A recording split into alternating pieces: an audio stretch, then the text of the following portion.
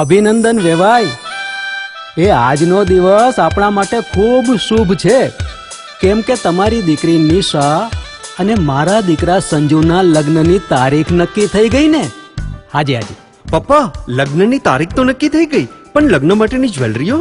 સંજુ બેટા, તારા દાદાજીના વખતથી ચોકસી હીરાલાલ મકનજીની જૂની પેઢી છે ને, એની સાથે આપણો વર્ષો જૂનો ઘરોબો છે, જે અત્યારે જય ભવાની જ્વેલર્સના નામે ફેમસ છે બેટા.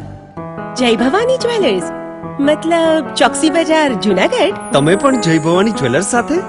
અમે ભલે રાજકોટના હોઈએ, પરંતુ જય ભવાની જ્વેલર્સ સાથે અમારો પરિવાર પણ વર્ષોથી સંકળાયેલો છે, જ્યાં છેતરાવાની કોઈ શક્યતા જ નથી. આને કહેવાય સોનામાં સુગંધ ભળી. વાવ બેટા, ચાલો આપણે સૌ જઈએ જય ભવાની જ્વેલર્સના શોરૂમ પર. તમે લોકો જઈ આવો, હું રસોઈ બનાવી રાખું. લક્ષ્મી, આપણા દીકરાના લગ્નમાં થોડા દાગીના તારા માટે થઈ જાય. હે ચાલો મમ્મી. ચાલો ચાલ બેટા.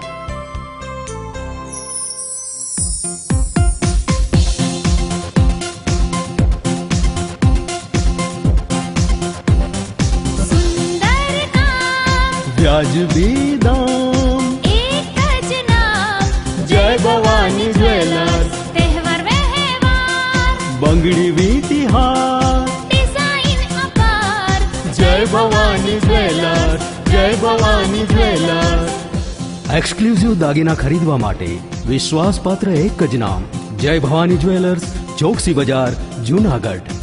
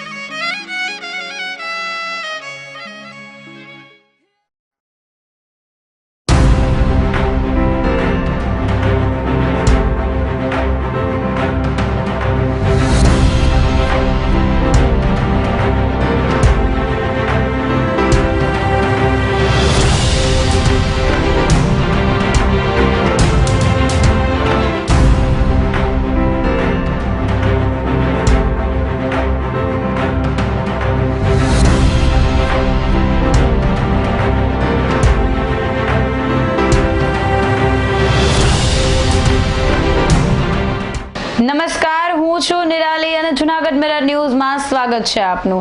સમાચારોની શરૂઆત કરીએ આજના મુખ્ય સમાચારથી.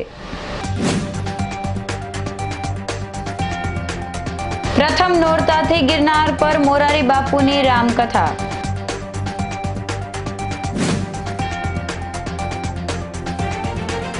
ગિરનારે રોપવે સાઇટની મુલાકાત લેતા સંસદ સભ્ય.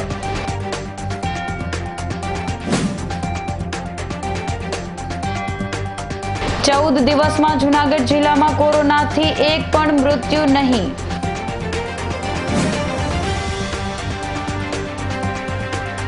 અને જુનાગઢના પુલના અધૂરા કામથી રાહદારીઓ પરેશાન. તો આ સાથે જોઈએ સમાચારો વિગતવાર. પ્રથમ નોરતાથી ગિરનાર પર મોરારી બાપુની રામકથા યોજાશે. કોરોના સંકટને લઈ સંતવર્ય મોરારી બાપુ શ્રોતા વગરની કથા કરી રહ્યા છે અને હવે તેઓની કોરોનાના કપરા કાળમાં સંજીવની સમાન શ્રોતા વિનાની છઠ્ઠી કથા ગરવા ગિરનારની ટોચ પર આયોજિત કરવામાં આવી છે. નવરાત્રીના કથા પ્રસાદ રૂપે શ્રી મોરારી બાપુએ ગિરનાર પર ગુરુદત્ત સન્મુખ કમંડળ કુંડના સાનિધ્યે કથા આપી છે.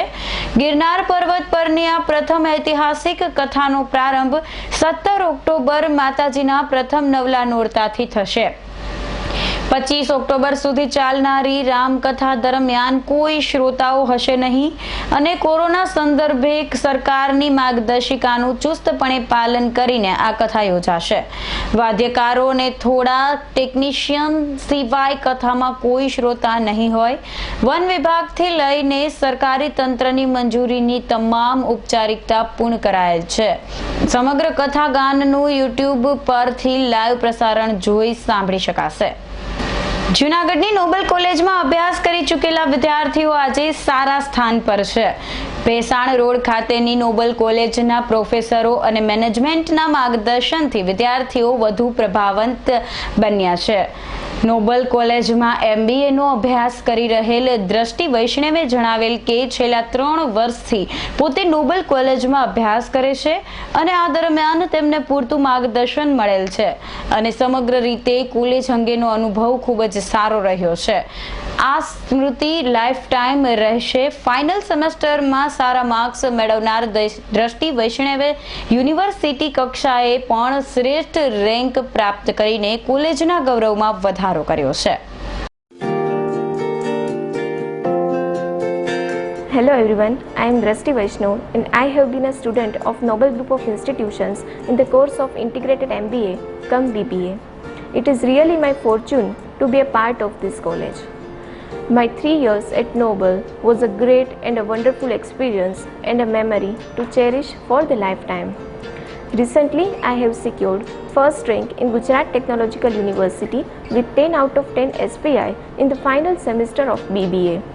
And I want to insist that I have been a university ranker in consecutively 3 years of my graduation journey, which is such a great achievement and reason to feel proud of my parents.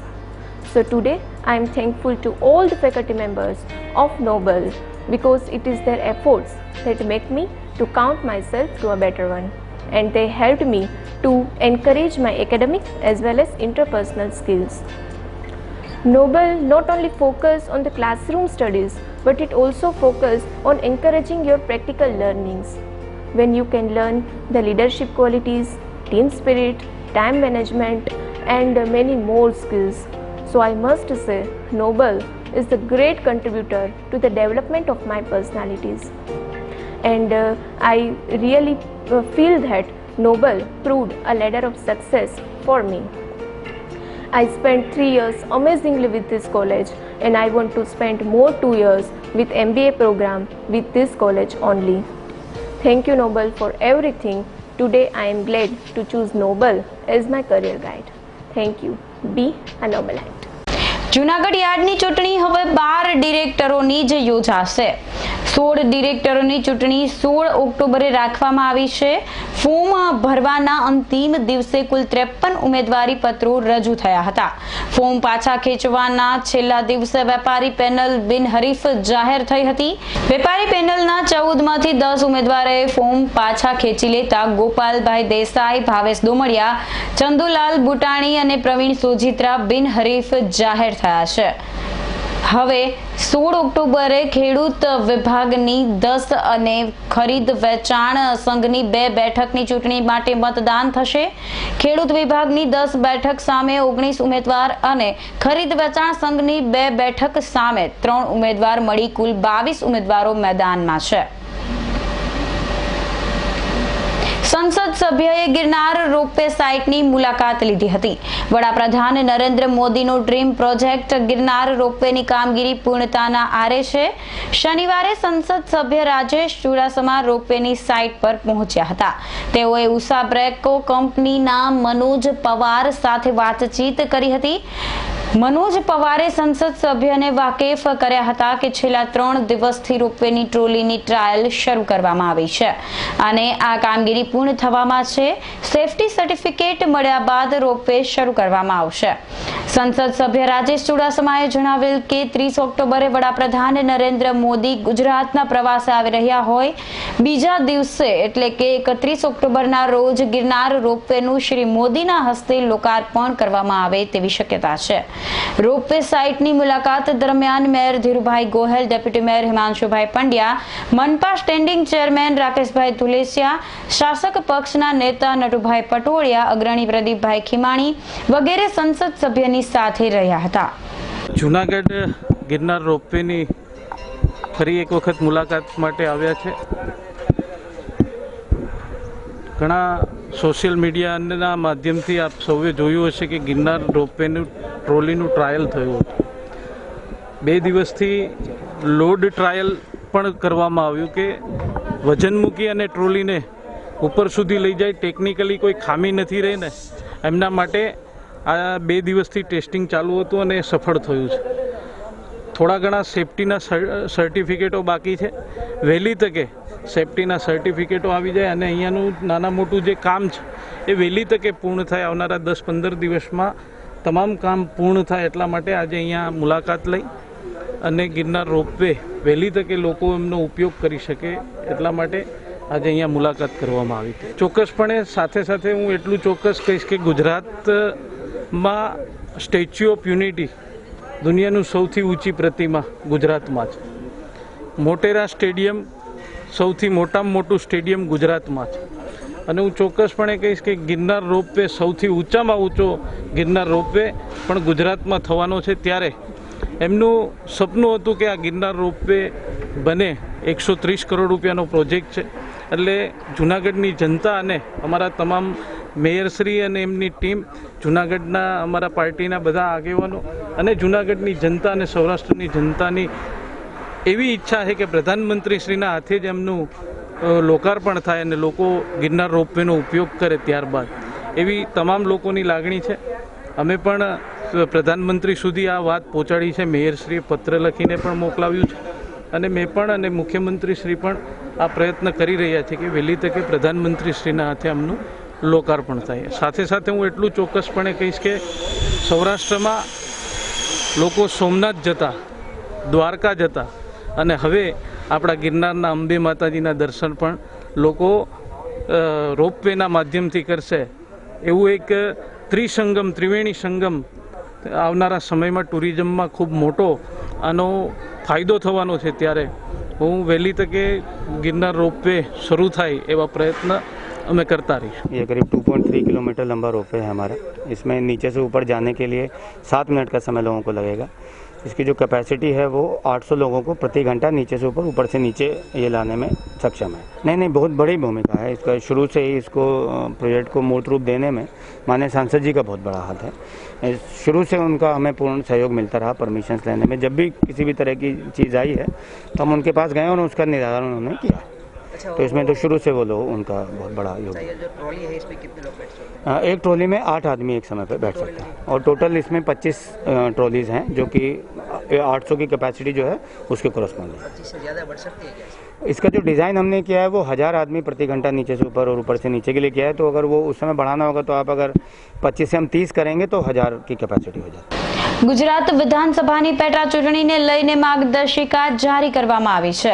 રાજ્યમાં યોજાનારી વિધાનસભાની 8 બેઠકની પેટા ચૂંટણીના પ્રચાર માટે corona વાયરસના સંક્રમણની સંભાવનાને ધ્યાનમાં લઈને કેન્દ્રીય ચૂંટણી પંચે દિશા નિર્દેશ આપ્યા છે. તે પ્રમાણે રાજ્ય સરકારે કેટલીક અગત્યની માર્ગદર્શક સૂચના જાહેર કરી છે. પેટા ચૂંટણીમાં હોલ કે મેદાનમાં 6 ફૂટના અંતર સાથે સભા કરી શકાશે. સ્ટેજ પર 7 લોકોને જ મંજૂરી રહેશે. ડોર ટુ ડોર પ્રચારમાં ઉમેદવાર સાથે 5 લોકો જ જઈ શકશે. રેલી માટે 5 વાહનનો એક કાફલો, દરેક કાફલા વચ્ચે 100 મીટરનું અંતર ફરજિયાત રહેશે. જિલ્લા ચૂંટણી અધિકારીએ રેલી અથવા સભા માટે મેદાન અગાઉથી નક્કી કરવાનું રહેશે. આવા મેદાનોમાં સોશિયલ ડિસ્ટન્સિંગના માપદંડો જળવાઈ રહે તે માટે નિશાનીઓ કરવાની રહેશે. ગિરનાર રોપવેની ટ્રોલીની યુદ્ધના ધોરણે ટ્રાયલ શરૂ કરવામાં આવી છે. એક સાથે 25 ટ્રોલીની ટ્રાયલ હાથ ધરવામાં આવતા અદ્ભુત નજારો જોવા મળી રહ્યો છે. હાલ 8 વ્યક્તિના વજન જેટલું સામાન રાખી ટ્રોલીઓ કાર્યરત કરવામાં આવી છે. આમ રોપવે પ્રોજેક્ટ તેના અંતિમ ચરણ તરફ આગળ ધપી રહ્યો છે. ઓસ્ટ્રિયાની એક ટીમ અગાઉ આવી હતી ત્યારે રોપવેના સિગ્નલ સહિતની કામગીરી કરવામાં આવી હતી. હવે ઓસ્ટ્રિયાથી 2 ટેકનિકલ મિશનની બીજી ટીમ આવી છે. રોપવેની ટ્રોલીનું ટ્રાયલ શરૂ કરવામાં આવેલ છે. સવારના 8 થી સાંજના 7 વાગ્યા સુધી રોપવેની 25 ટ્રોલીને દોડાવવામાં આવી રહી છે. ખાસ કરીને એક ટ્રોલીમાં 8 વ્યક્તિ બેસી શકે તેવી ક્ષમતા હોય. 8 વ્યક્તિના અંદાજિત વજનને ધ્યાને રાખી આટલું જ સામાન કે વજન રાખી ટ્રોલીનું ટ્રાયલ કરવામાં આવી રહ્યું છે. ટ્રાયલ બાદ તેનું ટેકનિકલ સ્ટાફ દ્વારા રીડિંગ લેવામાં આવે છે. જેનું કેવું પરિણામ આવે તેના પર કેટલા દિવસ સુધી ટ્રાયલ રાખવી તે બાબત ટેકનિકલ સ્ટાફ દ્વારા નક્કી કરી જણાવવામાં આવશે. 14 દિવસમાં જૂનાગઢ જિલ્લામાં કોરોનાથી એક પણ મૃત્યુ થયું નથી. સમગ્ર દેશ અને દુનિયામાં કોરોના પોઝિટિવ કેસ વધી રહ્યા છે. જૂનાગઢ જિલ્લામાં પણ સંક્રમણ ઘટવાને બદલે વધ્યું છે. શુક્રવારે જિલ્લામાં નવા 37 કેસ નોંધાયા હતા. જો કે તેની સામે 50 દર્દી સ્વસ્થ થતા તેમને ડિસ્ચાર્જ કરવામાં આવ્યા હતા. જિલ્લામાં છેલ્લે 27 સપ્ટેમ્બરે કોરોનાથી એક મૃત્યુ નીપજ્યું હતું. આ પછી સદનસીબે કોરોના દર્દીનું મૃત્યુ થયું નથી, પરંતુ તંત્ર દ્વારા કોરોનાનો મૃત્યુઆંક છુપાવવામાં આવતો હોવાની લોકોમાંથી આક્ષેપ થઈ રહ્યો છે. બીજી તરફ કેટલાક કિસ્સામાં કોરોના પોઝિટિવ દર્દી અથવા તેમના પરિવારજનો ક્વોરન્ટાઇનનો ભંગ કરી રહ્યા હોવાની પણ ફરિયાદ ઉઠી છે. જો કે લોકોએ જાગૃતિ અને સાવચેતી રાખવી આવશ્યક છે. દરેક વ્યક્તિ આવશ્યક માસ્ક પહેરવું જોઈએ અને સોશિયલ ડિસ્ટન્સ પણ જાળવવું જોઈએ. તો આ સાથે જ અત્યારે સમય થયો છે એક નાનકડા વિરામનો.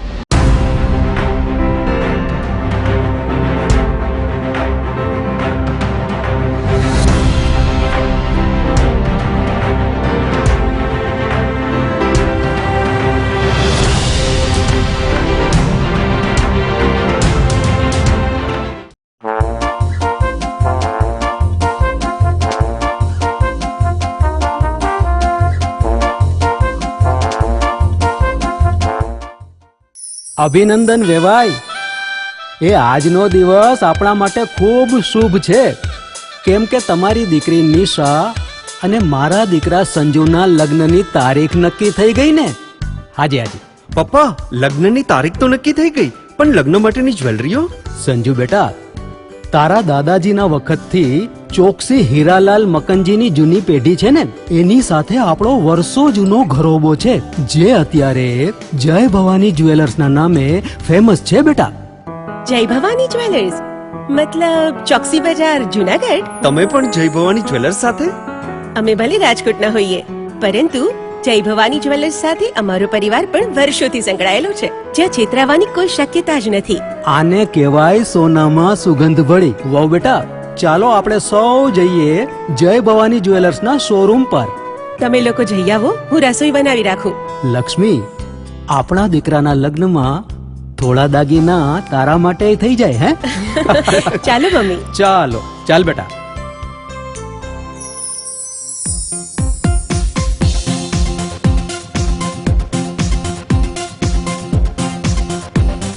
सुंदर काम વ્યાજબી દામ, एक જ नाम જય ભવાની જ્વેલર્સ, तहेवार व्यवहार બંગડી વીટી હાર, डिजाइन अपार જય ભવાની જ્વેલર્સ, જય ભવાની જ્વેલર્સ. એક્સક્લુઝિવ દાગીના ખરીદવા માટે વિશ્વાસપાત્ર એક જ નામ, જય ભવાની જ્વેલર્સ, ચોકસી બજાર, જૂનાગઢ. છેલ્લા 45 વર્ષથી ગ્રાહક મિત્રોના વિશ્વાસને જાળવી રાખતું સૌરાષ્ટ્રનો નામાંકિત ફર્નિચર મોલ એટલે ન્યૂ નોવેલ્ટી ફર્નિચર. 35,000 સ્ક્વેર ફૂટના વિશાળ એરિયામાં ફર્નિચરનો અદ્યતન ડિસ્પ્લે ધરાવતું શોરૂમ એટલે new novelty furniture. Quality Indian furniture, office furniture તથા ગાર્ડન ફર્નિચરની એકદમ નવી જ રેન્જ, હોફ બ્રાન્ડની રિવોલ્વિંગ ચેર્સ તથા ભારતભરમાં પ્રખ્યાત કરલોન મેટ્રેસીસનું લાઈવ ડિસ્પ્લે. ઘર તથા ઓફિસના ઇન્ટિરિયર માટે wallpaper, wooden flooring, curtain, showpiece, carpet, aluminium Windows અને ફ્લાવર્સની અદ્ભુત રેન્જ. 2 BHK તથા 3 BHK ફર્નિચરના સ્પેશિયલ પેકેજ. અમારી એક મુલાકાત આપના માટે બની રહેશે સંભારનું. ન્યૂ નોવેલ્ટી ફર્નિચર, વાડલા ફાટક, જૂનાગઢ. Mobile number 90 999 48 604.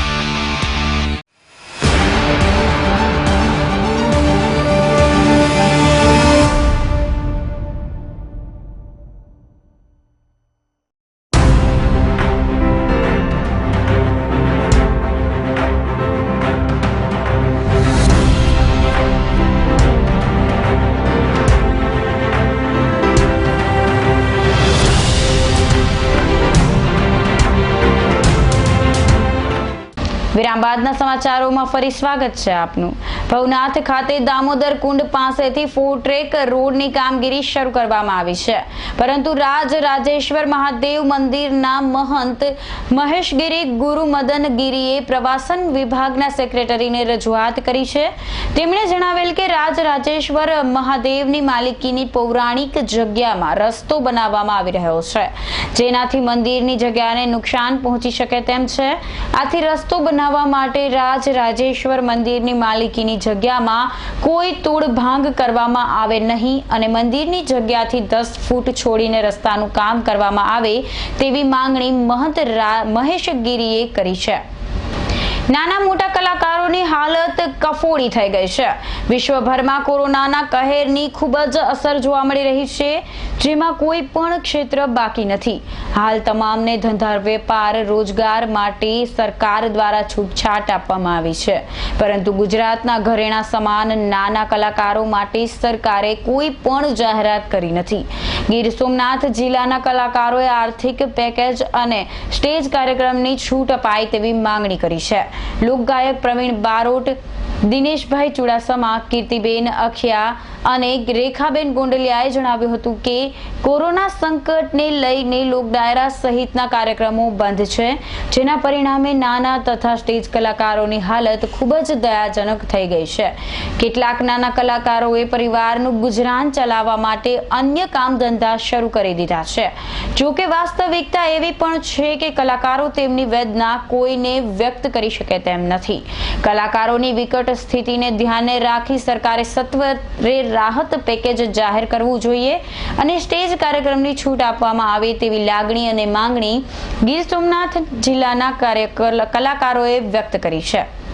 અત્યારે આપણે જાણીએ છીએ સૌ કે લોકડાઉનને આજે 4-5 મહિના થયા છે અને પેલા બીજા ત્રીજા ચોથા તબક્કાની અંદર ધીરે ધીરે બધા લોકોને ધીરે સરકારે મોકો આપ્યો છે પોતાના કામ ધંધા કરવાનો. તો આજે એ બધા લોકો વચ્ચે આર્ટિસ્ટ પણ એવું છે, કલાકાર જે છે એ એવી વ્યક્તિ છે કે જે બધાને આનંદ આપી અને પોતાનો જીવન નિર્વાહ ચલાવે છે. જેમ કે જુદા જુદા પ્રોગ્રામો, ઓર્કેસ્ટ્રા પ્રોગ્રામો છે, એમાં સાઉન્ડવાળા છે અને આમ મ્યુઝિકના પ્રોગ્રામો આપી અને એનો જીવન નિર્વાહ ચલાવે છે. તો એના માટે હજી સરકાર સ્પષ્ટ નથી અને અમે સરકારશ્રીને એવી વિનંતી કરીએ છીએ કે આર્ટિસ્ટો માટે વિચારે અને આર્ટિસ્ટોની અત્યારે જે પરિસ્થિતિ છે, જે આર્ટિસ્ટો છે, જે ભજનના આર્ટિસ્ટો છે, લોક સાહિત્યના આર્ટિસ્ટો છે કે ઓર્કેસ્ટ્રાના આર્ટિસ્ટ છે, આપણે જોઈએ તો એના ઘણા પેમેન્ટો નાના હોય છે. જે મોટા પેમેન્ટ લેવાવાળા જે આર્ટિસ્ટો છે એની કલાકારોની વાત જુદી છે, પણ જે એમની સાથે જે સાજિંદાઓ છે એ લોકોનું પણ સરકાર જોવે કે એ લોકો 500 રૂપિયાની અંદર, 1000 રૂપિયાની અંદર જે 15 દિવસનું જ કામ એ સિઝનમાં મળતું હોય તો એનાથી એ લોકોના ઘર ન ચાલે.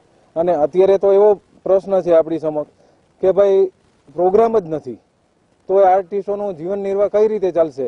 આર્ટિસ્ટ એ ખુદાર એવો વ્યક્તિ હોય છે કે જેને ઉધાર માગવાની પણ ટેવ નથી હોતી. એટલે એ આર્ટિસ્ટ માટે સરકાર વિચારે અને આગળ પગલાં લે અને હું સરકારને વિનંતી કરું છું. સરકારશ્રીને એક નમ્ર વિનંતી કરવાની છે કે આજે કોરોના કાળનો જે મહામારી જે ચાલી રહી છે એ માર્ચ મહિનાથી લઈ ઓક્ટોબર મહિના સુધી અત્યંત દયનીય છે અને ઘણા શહેરોમાં બહુ મોટા પાયે પણ ઘણા પેશન્ટ મળી આવે છે. પણ અત્યાર સુધી જે દરેકના કામ ધંધા છે, દરેકની જે રોજીરોટી જે છે, કમાઈ છે, એ બધા ધંધા ખુલી ગયા છે. પણ એક કલાકારોનો જે એક લોકડાઉન છે, અનલોક છે, અનલોક 5માં પણ એ લોકોને છૂટી નથી મળેલી.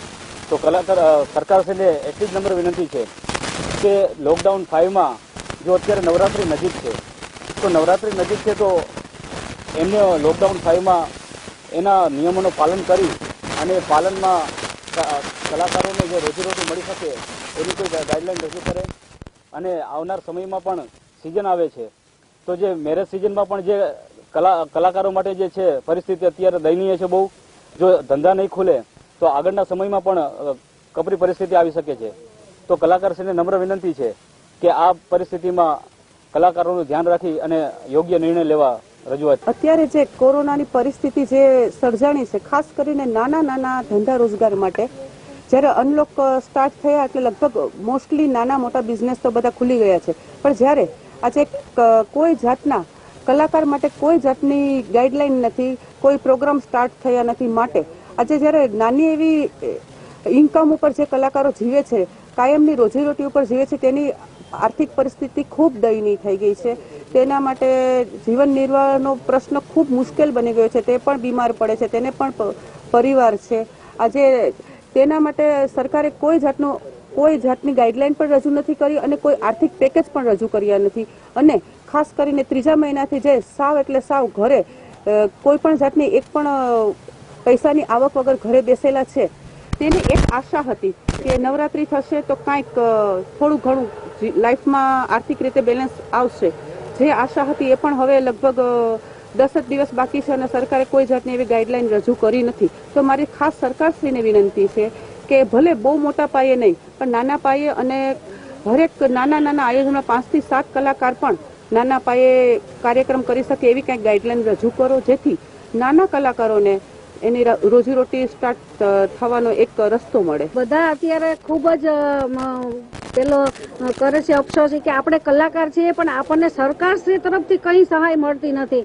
તો બધાએ અમે એક સાથે અવાજ પહોંચાડવા માંગીએ સરકાર સુધી કે અમારું કંઈક વિચારો તમે, કારણ કે અત્યારે અમારા બાળકો છે એમને અમે એની જીવન જરૂરિયાત વસ્તુ પણ પૂરી કરી શકતા નથી. તો એવી પરિસ્થિતિમાં અમે જીવીએ છીએ બધાય. તો પ્લીઝ એટલી મહેરબાની સરકાર પાસે અમે અપેક્ષા રાખીએ છીએ કે નવરાત્રિની એક આશા હતી, એ પણ અમારે અત્યારે નથી સરકારશ્રીએ કંઈ મંજૂર કર્યું. તો પ્લીઝ નાના મોટા કાર્યક્રમ શરૂ થાય એવી તમે અમારી માટે મંજૂરી આપો કે જેથી કરીને નાના મોટા પ્રોગ્રામ અમે ચાલુ કરી દઈએ. તો પ્લીઝ એટલી અમારી મંજૂરી અમને મંજૂર કરો તમે. જૂનાગઢના વોર્ડ નંબર 13માં પુલના અધૂરા કામથી રાહદારીઓ મુશ્કેલીમાં મુકાઈ ગયા છે. ગોકુળનગર અને કાશી વિશ્વનાથ સોસાયટીને જોડતા પુલનું કામ છેલ્લા કેટલાય સમયથી અધૂરું રહ્યું છે. પુલના અભાવે હાઉસિંગ સોસાયટીમાંથી ગોકુળનગર અને આસપાસની સોસાયટીમાં કામકાજ માટે આવવા જવા લોકોએ કાળવા ચોક થઈને અથવા મોતીબાગ ફરીને આવવું પડે છે. પરિણામે લોકોને 3 થી 4 કિલોમીટરની પ્રદક્ષિણા કરવી પડે છે અને હાલાકીનો સામનો કરવો પડી રહ્યો છે. પુલનું કામ લોકડાઉન પહેલા શરૂ કરાયેલ અને હજુ પણ પૂરું નહીં થતા સ્થાનિક રહીશોમાં રોષ પ્રવર્તે છે. અમે ગોકુળનગરના રહેવાસીઓ છીએ. અમને લોકોને આ પુલનું કામ અધૂરું છે. ઘણા મહિનાથી લોકડાઉન પૂરું થયું છતાં પુલનું કામ ચાલુ થતું નથી. અમને લોકોને બધાને બહુ તકલીફ પડે છે. અમારા કામવાળા બહેનો પણ ત્યાંથી આવી શકતા નથી, વાહન પણ નીકળી શકતા નથી, બધાને ફરીને આવવું પડે છે. એટલે લોકોને બહુ તકલીફ પડે છે. એટલે મહેરબાની કરીને આ પુલનું કામ ચાલુ કરો. અને તમારે કરવું જ નહોતું તો ચાલુ શું કામ કર્યું? અમારો બધાનો પ્રશ્ન એ જ છે કે તમે ચાલુ કર્યું છે તો હવે પૂરું કરો.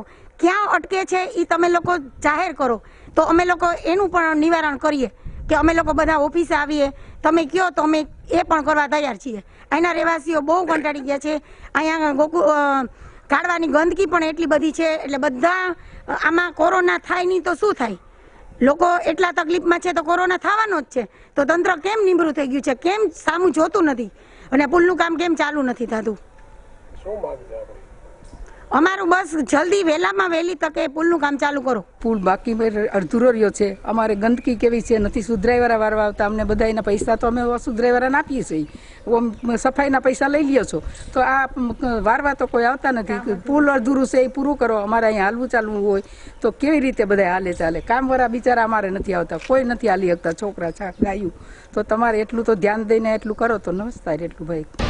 ધોરાજી સેશન્સ કોર્ટે બેંકના ભૂતપૂર્વ કર્મચારીને સજા ફટકારી છે. ધોરાજી આઈસીઆઈ બેંકના પૂર્વ કર્મચારી ભૌતિક જસવંતભાઈ દેકીવાડિયાએ બેંકના મહિલા સહકર્મચારીને લગ્નની લાલચ આપી અમદાવાદ ખાતે બેંકની તાલીમ દરમિયાન એક હોટેલમાં શારીરિક અત્યાચાર ગુજાર્યો હતો. આ પછી ભૌતિક દેકીવાડિયાએ એક ધાર્મિક જગ્યા ખાતે મહિલા સાથે લગ્ન પણ કરી લીધા હતા અને પરિવારજનો હા પાડશે ત્યારે વિધિવત લગ્ન કરશે તેવું વચન આપીને ભૌતિકે પોતાની અસલિયત બતાવી હતી. પરંતુ આ શખ્સે અન્ય સ્ત્રી સાથે લગ્નની તૈયારી શરૂ કરી હોવાની જાણ થતા મહિલાએ ફરિયાદ નોંધાવી હતી. આ case Dhoraji sessions and district કોર્ટમાં ચાલી જતા ન્યાયમૂર્તિશ્રીએ ભૌતિક દેકીવાડિયાને તકસીરવાન ઠેરાવેલ. અદાલતે બંને પક્ષની દલીલો સાંભળીને ભૌતિકને 10 વર્ષની સજા અને ₹10,000નો દંડ ફટકાર્યો હતો. હું દુષ્કર્મની પીડિતા. મેં 1.5 વર્ષ પહેલાં ધોરાજી પોલીસ સ્ટેશનમાં દુષ્કર્મની અગેન્સ્ટમાં પહેલું કમ્પ્લેન કરેલી હતી. અને એમના ડ્યુરિંગ કોરોના ટાઈમ દોઢ વર્ષ જેવા ટૂંકા સમયગાળામાં મને ન્યાય મળેલ છે. અને મેં મારા પેરેન્ટ્સની અગેન્સ્ટ જઈને ભૌતિક જસમતભાઈ દેકીવાડિયા સાથે પ્રેમ સંબંધ હોવાથી એમનો વિશ્વાસ કરી એમની સાથે શારીરિક સંબંધ બાંધેલો હતો.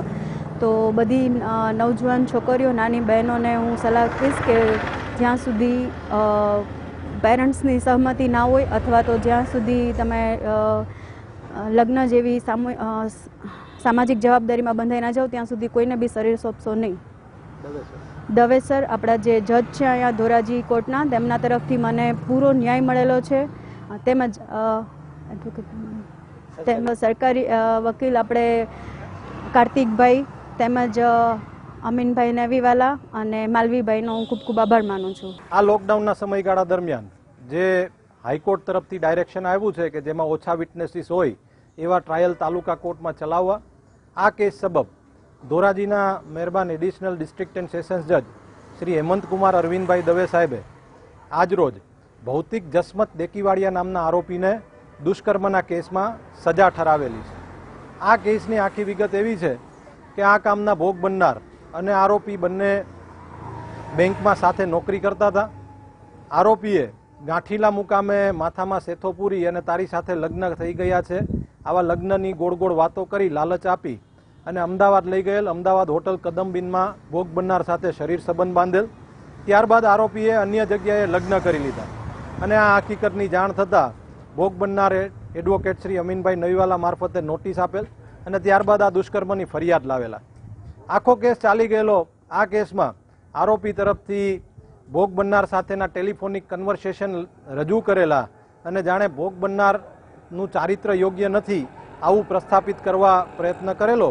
પરંતુ સરકાર પક્ષે દલીલ કરવામાં આવેલી કે જ્યારે પ્રેમ સંબંધની વાત હોય ત્યારે ભોગ બનનારથી જે ભૂલ થયેલી છે, પરંતુ આરોપીએ તેના શરીરનો દુરુપયોગ કરવા માટે જ પ્રેમ સંબંધની વાત કરેલી હોય તેવું એવિડન્સ જોતા જણાય છે.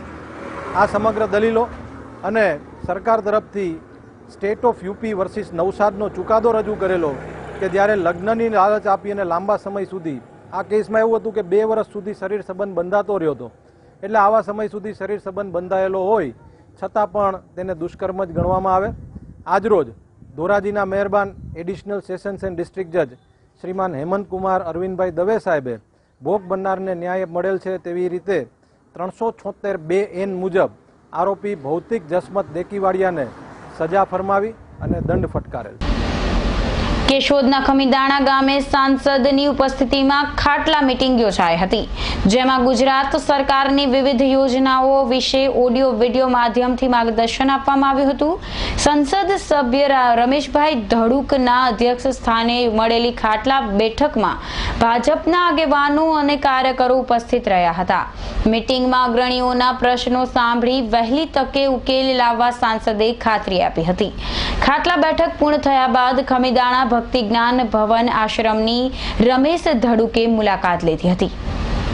નગીચાણા મુકામે આપણા ભાજપના આગેવાન એવા શ્રી પુનિતાબેન પરબતભાઈ પીઠિયા પરિવાર દ્વારા એને એક માનતા હતી કે સંસદ સભ્ય થઈ જાય પછી દર્શન કરવા આવવાના હતા બાપાના અને સાકરતુલા. એની ઘણા સમય ત્યાં માનતા પેન્ડિંગ હતી, એટલે આ વખતે આજે અહીંયા એ માનતા ભગવાનના દર્શન કરી આવ્યા અને એની સાકરતુલા પણ કરાવી. ત્યાર પછી આજે એમની વાડીએ એક ખાટલા બેઠક રાખવામાં આવી હતી. ખાટલા બેઠકમાં બધા ભાજપના ધારાસભ્ય ભાઈ શ્રી દેવાભાઈ માલમ, માજી ધારાસભ્ય ભાઈ શ્રી અરવિંદભાઈ, પાર્ટીના પ્રમુખ શ્રી ગોવિંદભાઈ બારૈયા અને તમામ પાર્ટીના આગેવાનો અને ખેડૂતો સાથે મિટિંગ કરી અને કૃષિ બિલ વિશે પણ માહિતગાર બધાને કરવામાં આવ્યા છે.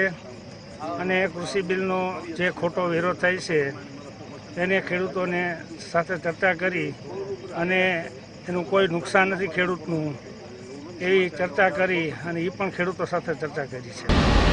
સમાચારોના અંતે એક નજર ક્રાઇમ રિપોર્ટ પર ફેરવીએ તો જૂનાગઢ એસઓજીએ વધુ એક શખ્સને હથિયાર સાથે પકડી પાડ્યો છે. એસપી રવિ તેજા વાસમ શેટ્ટીની સૂચનાથી એસઓજીના પીઆઈ એચઆઈ ભાટી અને પીએસઆઈ જેએમ વાળા સ્ટાફ સાથે રાત્રે જૂનાગઢમાં રવની રોડ પર પેટ્રોલિંગમાં હતા ત્યારે વંથલીના કોયલી ગામનો જાદવ ઉર્ફે લાખો સાંગાભાઈ હુણ નામનો શખ્સ શંકાસ્પદ હાલતમાં નીકળ્યો હતો. આથી એસઓજીના સ્ટાફે આ ઈસમને રોકીને પૂછપરછ કરતા જાદવ ઉર્ફે લાખો હત્યાના ગુન્હામાં જામીન પર છૂટી ફરી ગુન્હો આચરવાની ફિરાકમાં હોવાનું જણાયું હતું. આ ઈસમની તલાશી લેતા તેની પાસેથી દેશી હાથ બનાવટની રૂપિયા 15,000ની કિંમતની પિસ્ટલ મળી આવી હતી. આથી આર્મ્સ એક્ટ હેઠળ જાદવ હુણની ધરપકડ કરવામાં આવી હતી. પૂછપરછમાં જાદવે હથિયાર જૂનાગઢના કમલેશ પ્રતાપ ચંદ્રાણી અને ચોબારીનો ફિરોઝ હાલા ઉર્ફે લાલો પાસેથી મેળવ્યું હોવાનું ખુલતા પોલીસે આગળની તપાસ હાથ ધરી છે. તો આ સાથે જ અંતે ફરી એક નજર કરીશું આજના મુખ્ય સમાચાર પર. પ્રથમ નોરતાથી ગિરનાર પર મોરારી બાપુની રામકથા.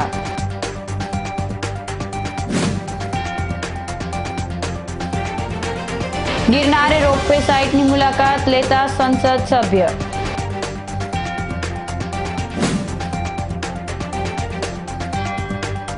ચૌદ દિવસમાં જૂનાગઢ જિલ્લામાં કોરોનાથી એક પણ મૃત્યુ નહીં.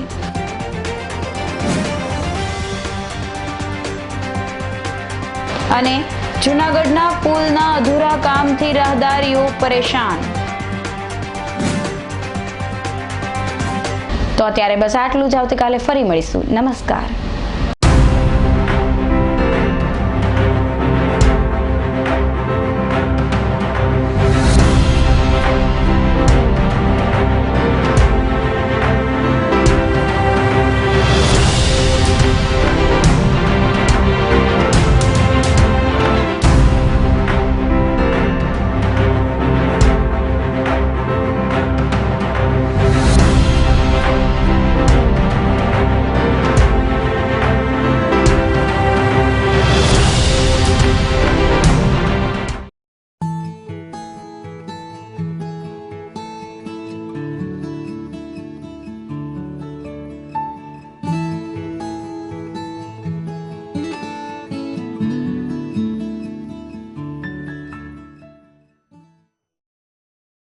અભિનંદન વેવાય.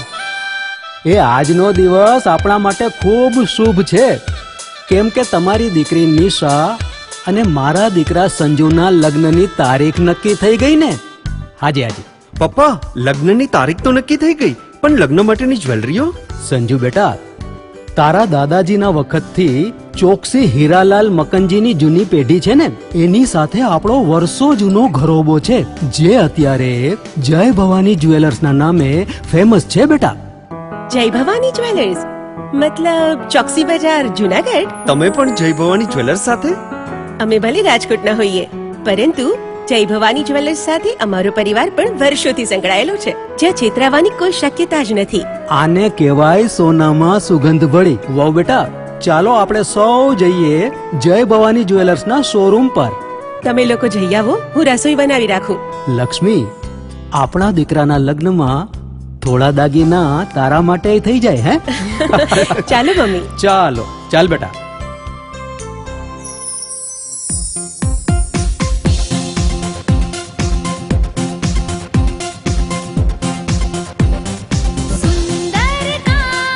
વ્યાજબી દામ, एक જ नाम જય ભવાની જ્વેલર્સ. तहेवार व्यवहार બંગડી વીટી હાર, डिजाइन अपार જય ભવાની જ્વેલર્સ, જય ભવાની જ્વેલર્સ.